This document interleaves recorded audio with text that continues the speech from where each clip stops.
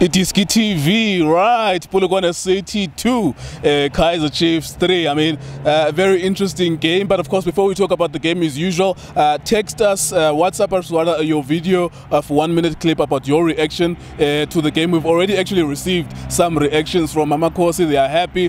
Polokwane City at some point, they are 2-0 up and then they give away the match. A very interesting game, Fitch. Game Nandi. Game ibonakale ngokuthi ikore 5 goals. I mean kululeko ngizoba straightforward. I predicted ukuthi Kaizer Chiefs today will win yesterday. Ama player we Polokwane City mele asibuze ukuthi asafuna ukudlala ku Absa Premiership or not.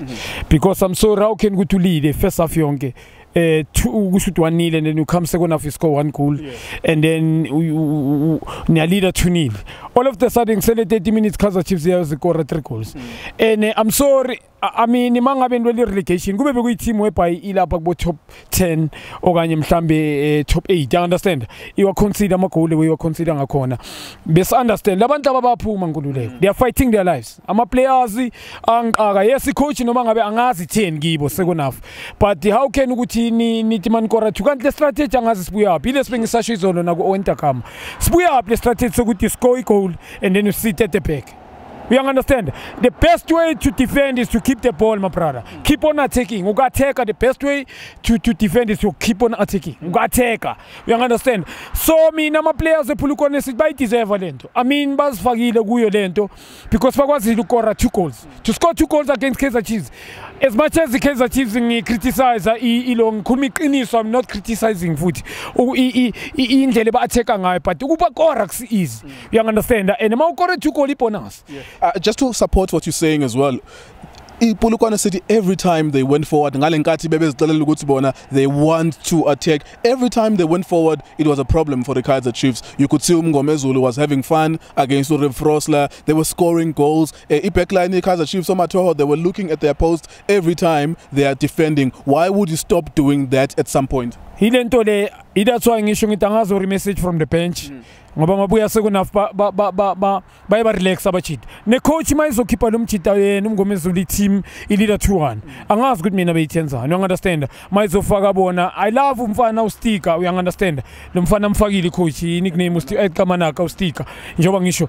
But ukukhipha le mfana uMngomezulu kungukuthi le defense bekayihlupha kangaka. You needed players abazom assist abayi2. You understand? Awumkhiphi because bangacheck Kaizer Chiefs. Ngishilo ngathi mina they might kuthi bayenze lento ukuthi baye nga3 kuba uMatho kube lo mchita lo Kadoso no lo nomphahlele kusikuthi at the back kusikuthi mawungacheka bekuyibesabadlala bayi3. You understand? Futhi umphahlele bekuyi sort of a wing back bekuuye lo mfana Akuma bekabuyele back emove after putting uKatsene bekudlala uMatho Akuma nayo Kadoso badlala nga3 umphahlele bekadlala as a wing back and mangabe uclever by 3 kule mfana ngalesa speed you needed 2 abafana naye simile bebangayikora 3 goals. You understand? Kaizer Chiefs bezoba concern. So mawungacheka the coach ile eyenzile yazenzini iye at experience. Mawungacheka uPhaka came in Katsande mina iKaizer Chiefs ngicoach enye bengeke ngimfaka uKatsande but imsebenzeli we need to give a credit where is due. iKaizer Chiefs correct goals which is being even no Akam. I mean, I understand number one, you are losing a game. You don't have to put Akam and Katsane at the same time because you are chasing a game. But he's justified, manje, because from set pieces, those 2 players scored the goal. Yeah, msebenzele ucoach uananswered for him namhlanje sithi today imspanele going forward. I risk my team more structured because most of the ngabo wethu badlala ngokufana, especially loser. You understand? I see to team structured team whereby ezoza kuwe. You understand? Ufaka labantu abayi2 and then it's going to be a big problem because there's no creativity. Uriskili coach amsebenzela and ngama set piece again ngululeko. Mina ngisasho namanje ngiyaxolisa nya understand. We need to give credit but Kaizer Chiefs winile today and in reality imsebenzelo unanswered simnika izandla sashaya izandla but my team more structured. What are you going to do? Ufaka abantu abayi2 Akuma Akamu no Katsande uthi bahlale in the middle uyaluza 2-0 izoba nzima ina set piece iPolokwane City na ngishilo na kwe second half first half why ba allow ukuphiza bayenza ama corner kick ama set pieces bazi ukuthi Kaizer Chiefs mina angunderstand laba bantu bade ngikhuluma ngeKaizer Chiefs abo Saminokovic bona boThawa ibasebe yena no akamlokorile iyabasebenzela ama crosses no kusho ukuthi ngikhuluma ngama dead ball situation ayabasebenzela ngikhululeke you can kusho ukuthi it's proven namhlanje nabakore nga2 ngawo you understand ama corner kick ayithuba kwakwazile ukuthi bayakora it takes yesu Saminokovic langwenye deadly akusi strike ngisithanda ngimthanda umuntu o target man especially njengaye static njengaye mara langwenye finisher take nothing away from Ingwenya ukuthi bayialawe angunderstand iPolokwane City defense yabo izithe ibuyele emuva lo mjita abamnike ukuthi azabambele long range no goalkeeper positioning yakhe nyakweshina. I mean, we have to talk about the reality. Middendorp is losing the game 1-0, he's losing it 2-0. He made substitutions that worked today, and you have to give him credit for that. Noma indlela retenga game, whatever, it doesn't matter ukuthi udlala long balls. It's not nice to watch long balls, but he won the game today. Ukwazi ukuyifunda game namhlanje. Ile nto ngikutshela yona ngithi we need to give credit to you. We need le out namhlanje nginenkinga ngendlela adlala ngimari winile umjita amasapo wakhe ngikweshinile especially makafaka akamu nokatsande webha akamu uqale na ukatsande coming up second half ukatsande angeke enze impact mara imsebenzeli isikhayeme score and then no akamu score badlala boyi2 ngendlela efanayo imsebenzeli iquestion engiyibuzayo ukuthi going forward asithi uthola structured team izomspanela na ngendlela enza ngayo na nenye into engisayiphinda ngisasho namanje why athanda yes he won today Ingwenya mara ngiyamcela manabe ni winning combination kusho ukuthi going forward akayikhiphe le team angithi imsebenzele namhlanje going forward angazi ngenye lineup iba inkinga you understand kululeka also there's this concern ukuthi you're playing a game every 3 days bayadlala futhi ne Bloemfontein Celtic so at some point you're going to have to change amajita because of ukuthi in 10 days you would have played 4 games kululeko bahleli abantu 5 months Askhulumi bake bama 5 months so it's only 6 games basically left for them you understand mababuya back so do you think it makes sense to play the same squad within 4 weeks in 6 games like schedule is compressed it makes sense ukuthi udlale labantu abanye and risking injuries because they haven't been active for 4 months or does it make sense le ayenzile namhlanje which won him the game ukuthi sometimes you add some players to get more fresh players kululeko mina benyo keep njoba ngisho mangabe uzokeep on changing imsebenzele namhlanje njoba ngisho nyamnika ama brother honestly nyamnika but going forward kula game asele manqanda ama game bafethu labantu bahleli 5 months they don't need the rest labachita laba mina bengizwa ngeteam e1 kungukuthi njengamanje bayiwinile asijenga namhla iwinile awuna right ukuyichintsha le team mangabe uyachintsha uyichange mhlambe webha mhlambe kunama yellow card ama bookings uya understand lo muntu amsaver uya understand okanye ulimela ufuna ukumrestore hamstring webha uya understand mara ngikhuluma njoba imsebenzele le team le ngene ngayo second half akaqhubeka ngayo especially uErnest experience I need manje intwana nkululeko nyasifuna mina love intwana especially is more exciting mara intwana zodwa intwana iphindi khohlwe especially mawuzo uwazi ukuthi you need games ukuthi wawine and uhleli ku position 1 lemthita ngabe dala wasilile ama point kusho ukuthi ngeexperience we mix nentwana ezilahlela makuyisikhathi esi right where time is right we understand isikhathi mas right we understand uyabalahlela but kwamanje manga check experience msipanele la whereby yona lokupusha they are not good players abanye lapha in reality but ngeexperience whereby ba create ama foul ama throw-ins ama corner kicks bawayenze you understand umanyama mina today mina bengizongwenya even ngale ma game la wonke benyomlahlela ngaphandle but umanyama mawungacheka bekakwazi ukuthi wadlala behind defense balikhiphe kube ikhona kick ibuyi khona kick mayibuyitse goal iyabasebenzele lo experience iyo ngithi experience imtheshele sekuna experience there was nothing special that was experience emsebenzele umjita experience emsebenzele umjita today. All right,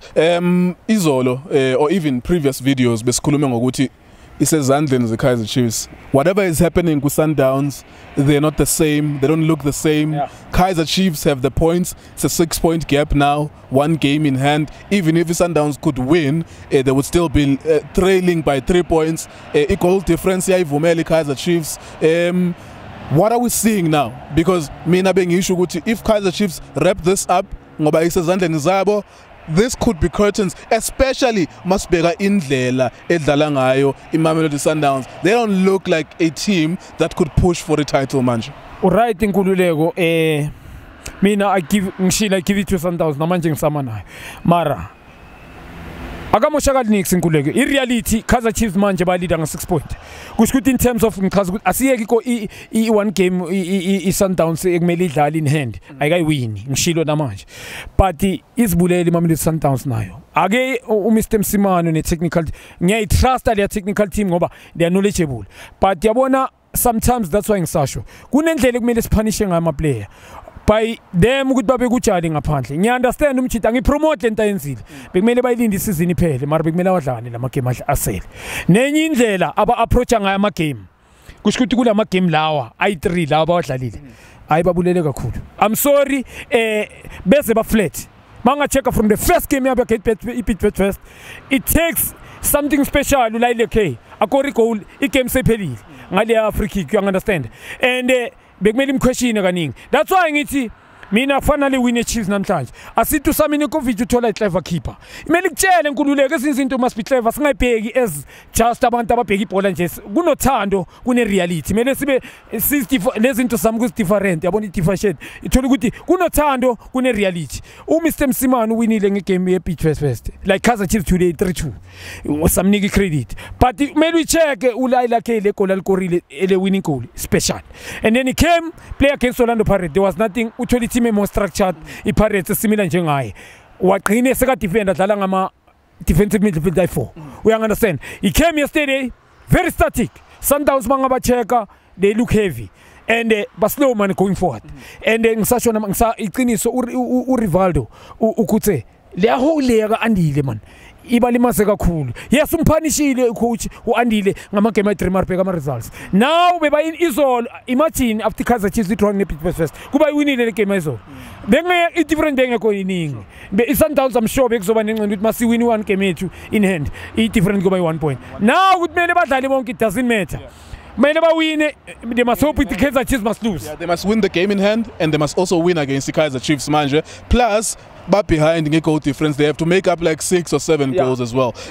But like last one, you are still adamant Uguti when the Mamelodi Sundowns is still have the upper hand. Based on what we've seen, 3 matches. We are born Uguti Wenzagalani, but you are still adamant Uguti Sundowns is a Zandlan Zion. Kululeko iligi marathon. Iliki marathon inzima kakhulu. Marathon is na 5 matches manje. Yeah, still yeah. I got feel last week still. I got feel. Sure. You understand? Umzwili so akutshela beba leader nga 12 points. You understand? Kusele about 4 games. Sure. And then babuya baba how check. And then you remember bengisadlala ku Chiefs nam iliki yakhona win weight. Kululeka ithi ngibeke so. I still say Mamelodi Sundowns ingayi win. Marungizwe they must forget about to focus on Kaizer Chiefs. They must win their games simple. Sure. Win all their games asele mangabe amhlambe ngenze example because mangabe ba drop point kube mhlambe draw but the Kaizer Chiefs I'm sure isazo lose. I mean today they looked like they are done and dusted in about 60th minute namhlanje indlela bebedlala ngayo in the first half in the first 60 minutes they really looked gone ama-tactics wabo so it is possible that they could still lose some matches. That's why ngikutshela ngithi isesenzima le league. It takes a special goal, winning goal.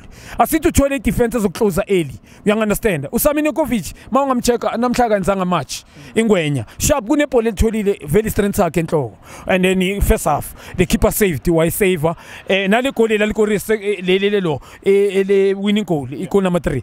But asithi uthole team more structures ezokva ecloser ukuthi ungatheni okanye lela bhola ukuthi ku second ball ngoba second ball lela bathema balipha akusi second ball bathema bamphasa i-defense be more far naye and then wa take i-shot ngoba goalkeeper beyangakwazi ukubona iengele bamvalele i-defense azange press and then it was a goal. Asithi njoba ngisho lamabhola ama set piece ayi2 asithi uthole team njoba ngisho more in a proper plan ayikunika ama set piece amaningi so how you gonna score? That's why ngithi sazothrowa I still give it to Sundowns. Mangabe bazowina amagame asele bayeke iKaizer Chiefs ukuthi idlala kanjani. Bazodlala na they will face Kaizer Chiefs. But for now they must win their games. Mara mina ngisasho le coach le ayina winning team. NSMedo. Ngiya understand you ashuthi bekusela amagame ay6. He plays each and every after 3 days. No. Bahleli abantu 5 months.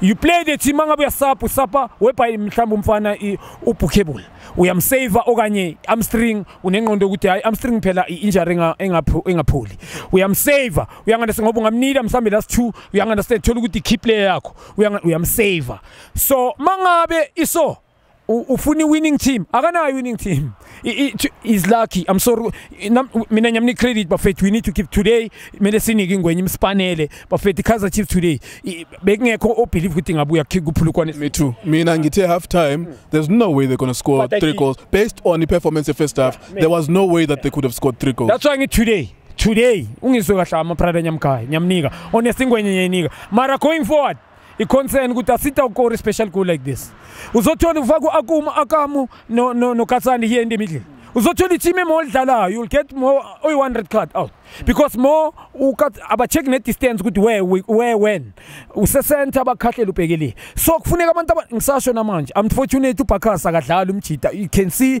I level of fitness ngikhuluma nge-match fitness ne-confident khona labe kawaluza ngimbona ukuthi akusuye you understand no khama mangambheka ngisasho ukhama umanyama uBakasa especially thing to khama nomanyama they've been playing regularly mara look at them performance yabo kulama game labo wadlala laba Kaizer Chiefs sewadlalile kuleka they not akusibo and uma ngiyacela man please abachite as much as ngisho ngithi system coach yabahama nabo they must raise their hands ama playmaker lawa if abathi function lengwenye izoyithola ama bookings ngikhuluma ngesamini I supply ayikho enough you understand angeke bavele laba cross amabhola those are playmakers mele benze izinto zenzeke if itlap team ayidlala isibheka bona ukuthi ngoba mele balanda ngeke bamene back 4 ukhama nyamazi ukuthi sharp is a very for me ukhama ngiya understand mhlambe psychologically ingwenye ilimele ngoba ku Sundowns bekhona abantu abamofana naye similar like him ku Kaizer Chiefs uba more of yonke umthwalo bakuye